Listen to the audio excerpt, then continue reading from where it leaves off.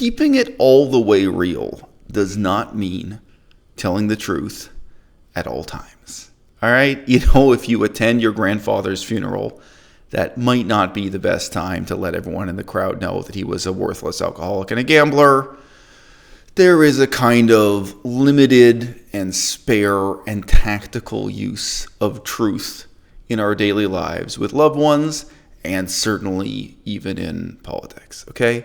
If you've been watching this YouTube channel for 6 years, you will remember at some point I used the example of saying, hey, you know what? If you know women who lie to you about their body weight, if you know women who lie to you about their diet, and you know women who lie to you about your age, I'm inclined to just let them keep on lying to me. I really don't feel that the value of truth in my life is interrupting someone and saying, no, you're not 135 pounds. No, you're more like 165. I don't do that. All right? You might think my personal commitment to honesty and keeping it real means that I don't actually, all right? There are some types of half-truths and self-deceptions that are dangerous. And there are some times when the people who know you, who surround you in life, are lying to themselves and lying to you and lying to others, where you have to ask yourself, do I love this person enough? Do I care about them enough to be honest, even if it's really going to hurt them, even if it's really going to upset them? And as I say, that's not going to be about something like, hey, you've been saying that you're 29 for 3 years. And it's not going to be about, you say you're 135 pounds and you gained 20 pounds since the last time. It's not going to be about something that shallow. Okay. I check on Henyamania every so often, and it really struck me today that there's a very slippery, very dangerous kind of self-deception that goes on, even in describing yourself as having a mental illness, And if you're going to address this with somebody, like I say, it's got to be out of a certain kind of love. It's got to be out of a certain kind of compassion. It's got to be out of a certain kind of engagement. You know what? I had a cold that lasted 28 days. A couple months ago now. It's possible it was the coronavirus. I don't know. And it changed me. While I had that cold, there was a pathogen in my body. There was a virus in my body, possibly also bacteria in my body.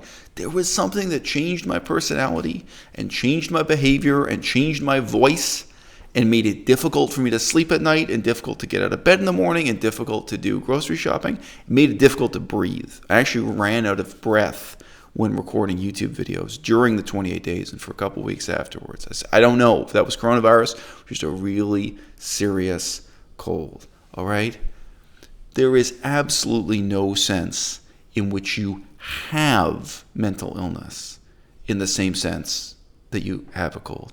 And the reason why this is such a dangerous deception is that the notion of having it as an illness brings with it the assumption that you're going to have a recovery.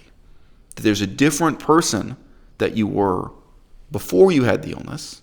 And now there's this brief interruption of you having the illness. And then afterwards, you're going to be your real self again, right? Just like when I got over my cold, I can breathe through my nose again, right? And my voice returns to normal, and right? When it's hard for you to get out of bed in the morning because you have quote unquote mental illness, right? It's hard for you to get out of bed in the morning because of who you are, because of the life you're living, and how you feel about it, right? I'm not saying this from a place of being disparaging or dismissive or hateful. I know what it's like to be suicidal for years, for several years in a row. And let's go past this slightly vague notion of quote unquote being suicidal.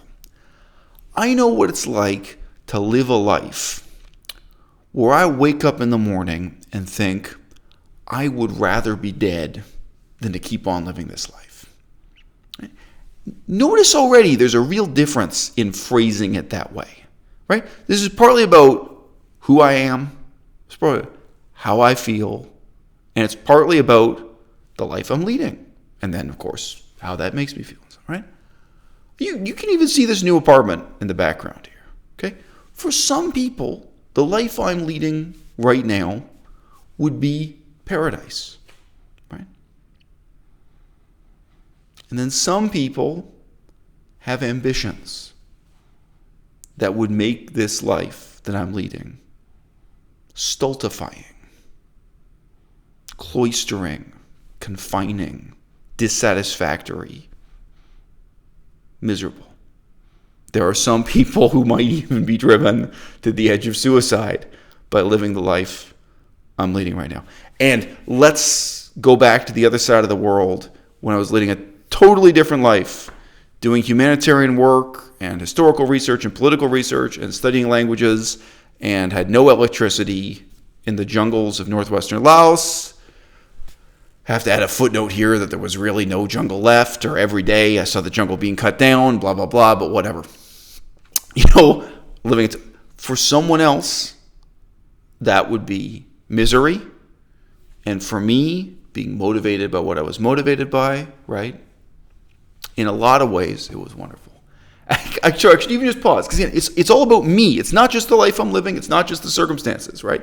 Like, I could be in that village worried about getting malaria, but I chose to be there. I was there for a reason. I had my motivations and my ambitions. And there's some other guy living in that village, and he wishes he could be in this apartment in Canada, taking a shower in this shower and having this electrical light that plugs in. I'm not joking. I was in villages where these really basic things didn't exist, and they still had bomb craters from the war and military bases. It's not worth describing the leftovers of the war and the poverty and what have you. And they were living under a communist regime, right? I think probably the thing that made me most unhappy when I was out there, I wasn't unhappy about, you have to boil the water before you drink it, because all the water has, shall we say, pathogens in it, has parasites, Wasn't chopping my own firewood. I was eating absolutely nothing but yellow lentils, white rice, and a vitamin pill. When I could get garlic, I added garlic. When I couldn't get garlic, nothing else. None of that made me unhappy. You know what made me unhappy? Being disrespected by my boss. Having my trust betrayed, having conflict with my boss made me unhappy. Look, I think for a lot of people, that's what life's like. You can have a fabulous apartment in downtown Manhattan, Paris, Berlin, it doesn't matter, and you have a conflict with your boss and you're unhappy too. And I was sleeping in a bamboo hut with no electricity, but living the life I wanted to live in terms of research and all these other things. And why am I unhappy? Because I got conflict with my boss. So I just say this is a kind of great human equalizer. And I've known people. I knew one woman in particular. I remember she had really been suicidal for years because of her relationship with her boss. And we weren't friends for a long time. We were friends for 2 weeks or something. And I remember she described to me when she finally sat down with her boss and told her that she was quitting. He had no idea. He had absolutely no idea the impact he'd had in her life for, I think it was about 5 years. She'd been working in that same job, in that same position. He had no idea it was making her life miserable. He had no idea. All right. So these are the palpable and impalpable ways in which all of us suffer. And our suffering takes place in the shadow of our ambitions. It takes place, on a canvas, the frame for which we choose ourselves, limits we figure out and impose from our own imaginations of the life we could be living, And you can be haunted by that, whether you're in Manhattan or Paris or Berlin or in the jungle, right? That there's some other life you could be living or should be living. There's something better you could do. My grandfather on my mother's side, he owned a small factory that took marble and cut it into lighters. Interesting guy. As soon as he learned cigarettes cause cancer, he completely shut it down. He genuinely didn't know cigarettes were bad for your health. And when he learned they were, he completely got out of that line of business. But he made, okay money. With a small workshop of guys who would take take stone and polish it and cut it and make a lighter. Very fancy, high-end lighter. Miserable his whole life because he wanted to be a lawyer. And he could have been. He knew he was smart enough. He knew he could have been. And I think about once a week or something, he'd just be sitting there. He ate the same thing for dinner every night. Unusual guy, as mentioned. He'd be sitting there with his wife. He just wouldn't be talking. He'd be miserable. And she'd say to him, do it today. Put in your application to go to law school. Don't regret it, for another day in your life. And, again, his terms of his, I remember the house he lived in. He lived in a nice enough house. He had a good quality of life. You've seen it too. Sorry, my girlfriend's off camera. You saw the house he lived in anyway, the front of it at least. It was nothing wrong with, he was miserable. He was miserable every day of his life because he felt he wasted his intellectual potential. He wasted, and hey, come on. Only so many ways you can cut a slab of marble into a bunch of letters. And then I guess maybe you got the irony of learning. You were just helping people kill themselves with cancer. The filthy, terrible habit. I don't know. I don't know how much that mattered to him. I just don't know. All right. The concept of mental illness is dangerous. It's a form of self-deception, far, far worse than telling yourself you weigh 135 pounds when you weigh 165, or telling yourself you're still 29 years old when you're 32, or whatever the case may be. All right? Because what you're telling yourself is that your sickness is something other than who you are, and that arose from some kind of pathogen that has nothing to do with you and your values and your ambitions, and it doesn't have to do with your circumstances and the life you're leading and how you feel about it, and it doesn't have to do with the decisions you're going to make for how you're going to change it, right? And illness, absolutely by definition, right? There are two possibilities here, right? Either, like the coronavirus, however long it lasts, 14 days or 28 days, either this too will pass, or you too will pass. But even if the coronavirus kills you, right, it is something other than you.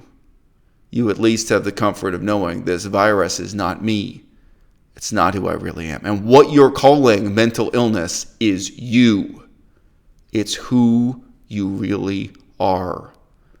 And the cure is whatever you are willing to do about it.